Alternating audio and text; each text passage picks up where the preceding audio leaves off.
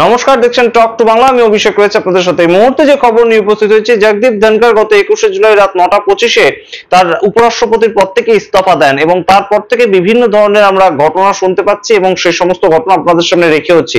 কিন্তু এই মুহূর্তে যে খবরটা উঠে আসছে অত্যন্ত তাৎপর্যপূর্ণ। জগদীপ ধনখড় বিজেপির দ্বারা মনোনীত উপরাষ্ট্রপতি ছিলেন, সেই বিজেপির তাকে ফেয়ারওয়েল দেওয়ার কথা একবারও মনে হলো না, কিন্তু মনে হলো কংগ্রেসের। তার কারণটা কি? এই কারণকে কিন্তু অত্যন্ত তাৎপর্যপূর্ণ এই মুহূর্তে মনে করছেন একদম রাজনৈতিক পর্যবেক্ষকরা এবং সারা দেশ কিন্তু এই মুহূর্তে মনে করছে যে কংগ্রেসের তরফ থেকে এবার জগদীপ ধনখড় হয়তো রাজ্যসভায় আসতে পারেন। কিভাবে আসতে পারেন অবশ্যই বলবো আপনাদের, এবং কি পদে আসতে পারেন তিনি। যেহেতু একজন উপরাষ্ট্রপতি থেকেছেন তিনি সাধারণ একজন রাজ্যসভার সাংসদ হয়ে থাকবেন সেটা তো হতে পারে না। তাহলে কি পদে আসতে পারেন এবং কংগ্রেস কিভাবে তাকে ফেয়ারওয়েল দেওয়ার চেষ্টা করছে, তার কি প্রমাণ, সমস্তটাই দেখাবো আপনাদের। তার আগে অবশ্যই টক টু বাংলা ইউটিউব চ্যানেলটিকে সাবস্ক্রাইব করে দিন এবং অবশ্যই এই ভিডিও শেষ অবধি দেখুন। প্রত্যেকটি ভিডিও লাইক, কমেন্ট, শেয়ার করে ছড়িয়ে দিন আপনাদের বন্ধু বান্ধব পরিচিত মহলে।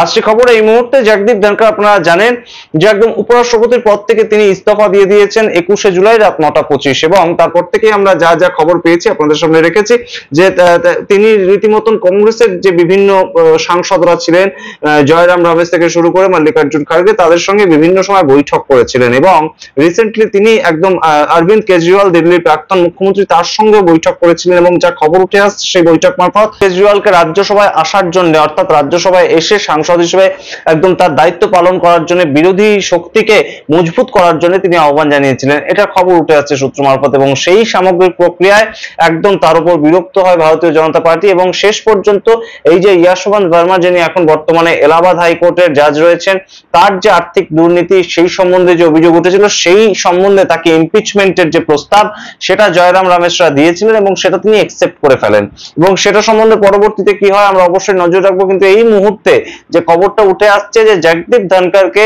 একদম রাজ্যসভা এবং লোকসভা মিলিয়ে কংগ্রেসের তরফ থেকে তারা একটা সম্বর্ধনা, বিদায়ী সম্বর্ধনা দিতে চাইছে।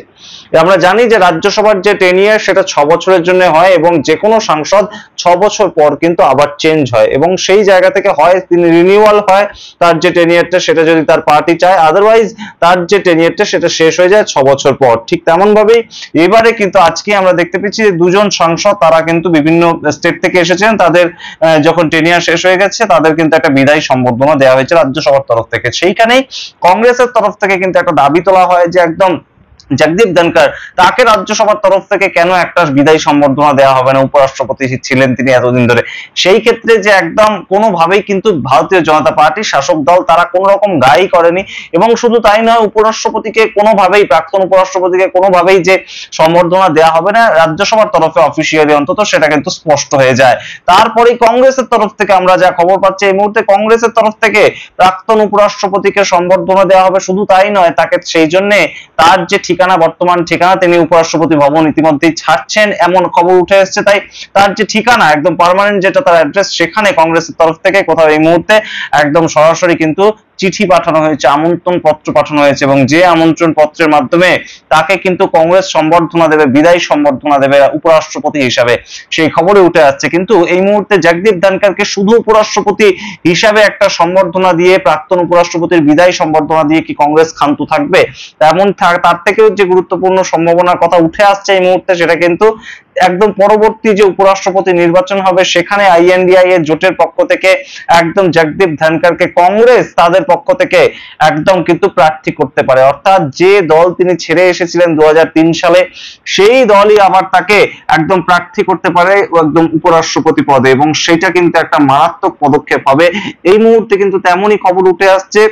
রাজনীতিতে কোনো কিছুই অসম্ভব নয়, তবে সেটা নাও হতে পারে। তার কারণ জগদীপ ধনখড় নিজে যদি রাজি না হন, তার কারণ একদম সোজাসুজি তিনি কিন্তু জানেন যে কোনোভাবেই শাসক পক্ষ অর্থাৎ তার শাসক দল তাকে যে একদম উপরাষ্ট্রপতি নির্বাচনে জিততে দেবে না এবং সংখ্যার হিসেবে তিনি হেরে যাবেন। আইএনডিআই জোটের পক্ষ থেকে যদি তিনি প্রার্থী হিসেবে দাঁড়ান তাহলে সেই ক্ষেত্রে সংখ্যার হিসেবে তিনি হেরে যাবেন, সেটা স্বাভাবিক।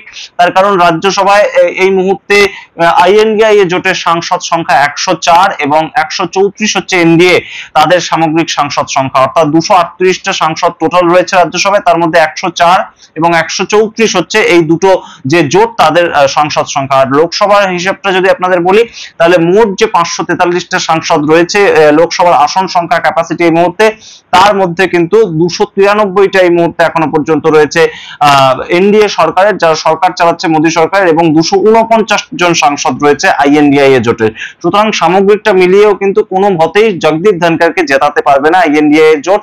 যদি রাজ্যসভা এবং লোকসভার সমস্ত এমপিরাও ভোট দেন, তাহলেও সব মিলিয়ে 353টা ভোট কিন্তু তিনি পাবেন। কিন্তু অন্যদিকে এই রাজ্যসভা এবং লোকসভা মিলিয়ে যদি এনডিএ জোট ভোট দেয়, সেটা কিন্তু অনেক বেশি হয়ে যাচ্ছে, যেটা প্রায় 72টা ভোট এদিক থেকে অধিক হতে হবে জগদীপ ধনখড়কে জিততে গেলে আইএনডিআই জোটের প্রার্থী হিসেবে। সেটা হয়তো নাও হতে পারে, সেই সমস্ত ভেবে হয়তো জগদীপ ধনখড় নাও আসতে পারেন ভোটে। কিন্তু সামগ্রিক প্রেক্ষাপটে দাঁড়িয়ে এই মুহূর্তে হঠাৎ করে কংগ্রেস কেন একজন বিদায়ী উপরাষ্ট্রপতির সম্বর্ধনা দিতে চাইছে একটা দলের পক্ষ থেকে, এবং যে কংগ্রেস কিনা একসময় তার উপর একদম অনাস্থা প্রস্তাব এনেছিল, একদম জগদীপ ধনখড়কে তারা দেখতেই পারতো না, সেই কংগ্রেসের পক্ষ থেকে কেন হঠাৎ করে এইরকম একজন শাসক পক্ষের অত্যন্ত কাছের যিনি মানুষ ছিলেন, তিনি কংগ্রেসকে সবসময় খুব বলার সুযোগ দিয়েছেন তেমন কিন্তু নয়।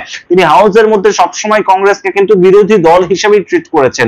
তিনি সভাপতি হিসেবে কিন্তু যত না ট্রিট করেছেন, তিনি বিজেপির একজন মানুষ হিসেবেই ট্রিট করেছেন কংগ্রেসকে, এবং সেই জায়গা থেকে তিনি বারংবার কিন্তু বলেছেন যে এই কথা কোনোভাবেই রেকর্ডে যাবে না, আপনি যা বলছেন তার প্রমাণ দিন। অর্থাৎ একদম স্পিকার ঠিক যেভাবে আমরা দেখতে পাই বিভিন্ন রাজ্যে শাসক দলের হয়ে কথা বলে, এবং লোকসভা এবং রাজ্যসভায় অবশ্যই শাসক দলের হয়েই তারা কথা বলে, ঠিক তেমন ভাবেই জগদীপ ধনখড় তার কাজ করেছে। এবং শুধু তাই নয়, তিনি একটু এগিয়ে গিয়ে ফরওয়ার্ডেড হয়েও কাজ করেছে, এবং বিরোধী কণ্ঠকে বারংবার কিন্তু রীতিমতন আটকানোর চেষ্টা করেছেন জগদীপ ধনখড়।